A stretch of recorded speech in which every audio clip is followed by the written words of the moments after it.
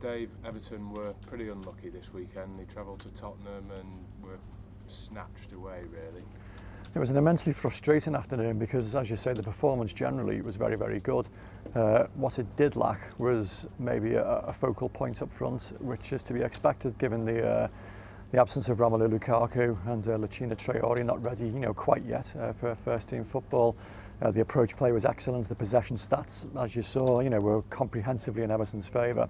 But what they didn't do is work Hugo Lloris as often as maybe they ought to have done. First 10-15 minutes, great, and he had to make an outstanding save from Leon Osman's shot.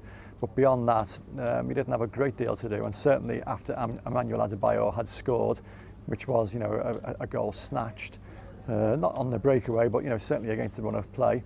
Everton didn't really create that much in return.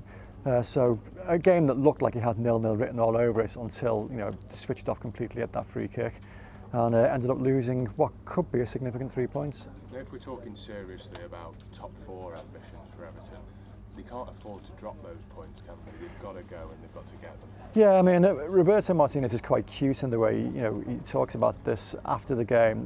He's more interested in his team going to places like Tottenham, Old Trafford, and the Emirates, and being themselves is the phrase he uses. He likes them to actually perform with a swagger, with a bit of confidence, and they did that, for large portions of the game. But we're lacking up front. It does create a little bit of a gap now. Manchester United also fell down, so they're still a little bit, distant behind Everton. But looking further forward, I mean, there's a bit of a gap opening up now between fourth place.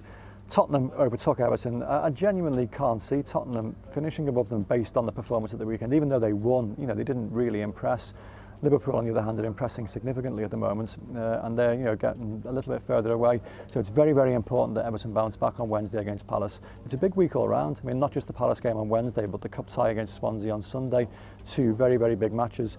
Wouldn't go as far as to say it's a pivotal period of the season, but it's certainly very important.